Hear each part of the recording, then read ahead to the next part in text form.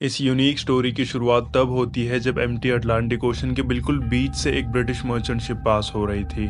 उसके कैप्टन का ध्यान काफी दूर खड़ी एक शिप की ओर गया। वो शिप ना तो आगे बढ़ रही थी और ना ही उनके कोई सिग्नल्स का जवाब दे रही थी। करीब जाने पर मालूम हुआ कि ये शिप अटलांटिक ओशन में बिल्कुल अकेली खड़ी है। कहने का मतलब यह है कि शिप में एक भी क्रू मेंबर नहीं था और ना ही किसी की डेड बॉडी। एक और शॉकिंग बात तो ये थी कि शिप में क्रू के सारे इक्विपमेंट्स, फूड और कार्गो का सामान जैसा का वैसा पड़ा था। सिर्फ नहीं था तो क्रू ही नहीं था, जो बिना किसी ट्रेस, बिना किसी निशानी के गायब हो गया। यह है मैरी सेलेस्ट शिप की वो स्टोरी जिसने पिछले 150 सालों से हिस्टोरियंस को परेशान कर रखा है। वो राज जिस पर से आज तक कोई भी पर्दा नहीं उठा पाया।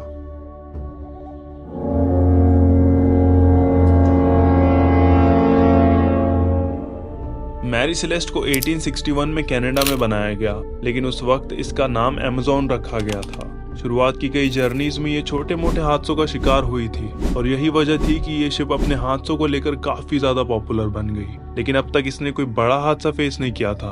अपनी ओनरशिप बदलते बदलते जब ये कैप्टन बेंजामिन ब्रिक्स के पास आई, तब इसका नाम अमेज़न से बदलकर मैरी सेलेस्ट हो गया।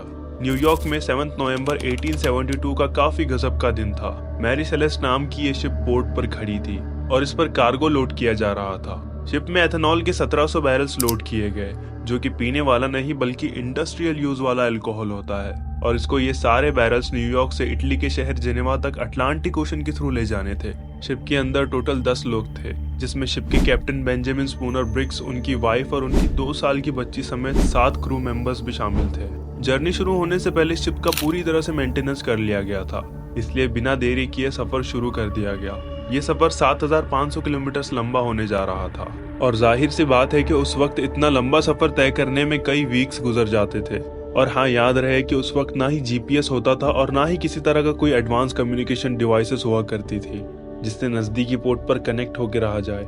मैरी सेलेस्ट को न्यूयॉर्क से निकले 3 वीक से ज्यादा गुजर चुके थे। एज यूजुअल जिनेवा के पोर्ट पर उसकी अराइवल का इंतजार होने लग रहा था, लेकिन इतने टाइम बाद भी मैरी सेलेस्ट का कोई अता पता नहीं था। यहाँ तक कि मैरी सेलेस्ट के बाद न्यूयॉर्क से निकली दूसरी शिप सब जिनेवा के पोर्ट तक पहुंचना शुरू हो गई। अब टेंशन्स बढ़ती जा रही थी कि इतने हफ्ते गुजर जाने के बाद भी मैरी सेलेस्ट अपनी मंजिल तक आखिर क्यों नहीं पहुंची।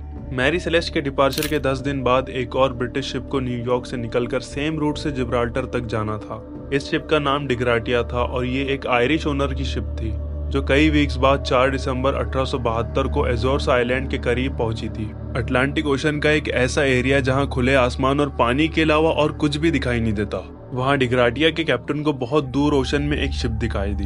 कैप्टन ने नोटिस किया कि वो शिप आगे नहीं बढ़ रही बल्कि एक ही जगह पे खड़ी है। ओशन के इस पार्ट में ऐसा सीन देखकर कैप्टन को डाउट हुआ और उन्होंने उसे दूर से ही कई सिग्नल्स भेजे, लेकिन जब आगे से कोई रिप्लाई नहीं आया तो कैप्टन ने उसके नजदीक जाने का फैसला किया। करीब पहुंचने पर मालूम हुआ कि ये कोई और नहीं बल्कि कैप्टन के ही दोस्त की मैरी सेलेस्ट शिप है, जिसको न्यूयॉर्क से निकले अप्रॉक्स पूरा महीना हो चुका था। मैरी सेलेस्ट जिब्राल्टर से 1800 किलोमीटर दूर अटलांटिक ओशन में बिल्कुल अकेली खड़ी दिखाई दी।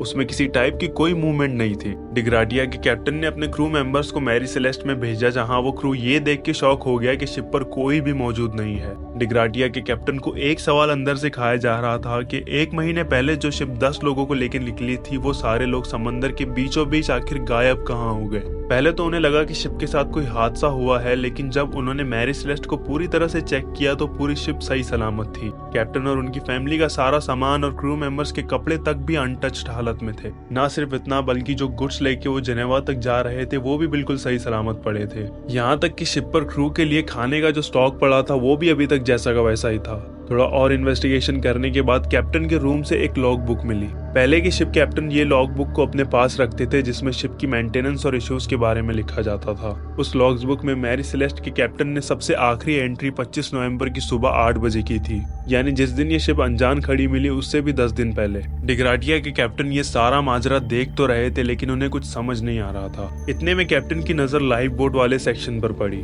तो वहाँ उन्हें लाइफ बोट नजर नहीं आई। इसका मतलब सिर्फ यही हो सकता है कि जरूर शिप पर कुछ हुआ था और सब लोग अपनी जान बचाकर लाइफ बोट पर कहीं भागे हैं। कैप्टन के कैबिन में नेविगेशन के इंस्ट्रूमेंट्स भी मिसिंग थे और उनके बेड के नीचे एक तलवार अपनी कवर में बंद पाई गई। इसका मतलब शिप पर किसी तरह का कोई अटैक नहीं हुआ था, वरना तलवार अपनी कवर में नहीं होती या तो वहां होती ही नहीं। लॉग्स बुक के साथ बाकी डॉक्यूमेंट्स भी अपनी जगह पर ही थे। और एक बात नोटिस की गई कि शिप का कैबिन हर जगह से गीला था और कई जगहों पर तो ऑलमोस्ट 2 फीट तक भी पानी भरा हुआ था। लेकिन ये इतना नहीं था कि इतनी बड़ी शिप को नुकसान पहुंचा सके।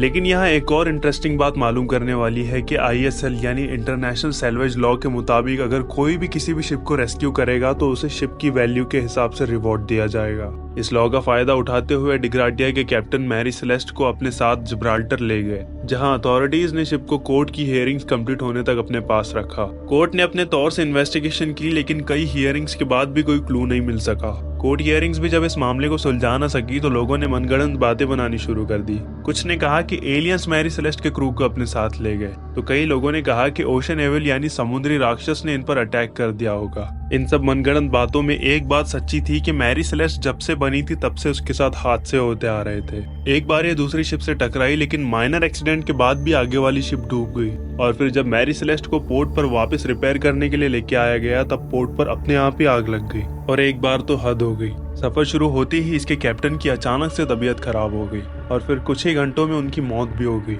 इन सब बातों की वजह से अब ऐसा माना जाने लगा था कि मैरी सेलेस्ट एक कर्स्ड शिप है और तभी से मैरी सेलेस्ट को घोस्ट शिप भी कहा जाने लगा, जिसकी वजह से ये रीसेंट हादसा भी हुआ है। ये थी मैरी सेलेस्ट की अनसुलझी पहेली, जिसको आज तक भी कोई सुलझा नहीं पाया। अगर आपको ये वीडियो पसंद आई है तो लाइक और शेयर जरूर कीजिए और ऐसी ही इंटरेस्टिंग वीडियोस के लिए हमें सब्सक्राइब कर दीजिए। हम मिलते हैं अगली वीडियो में।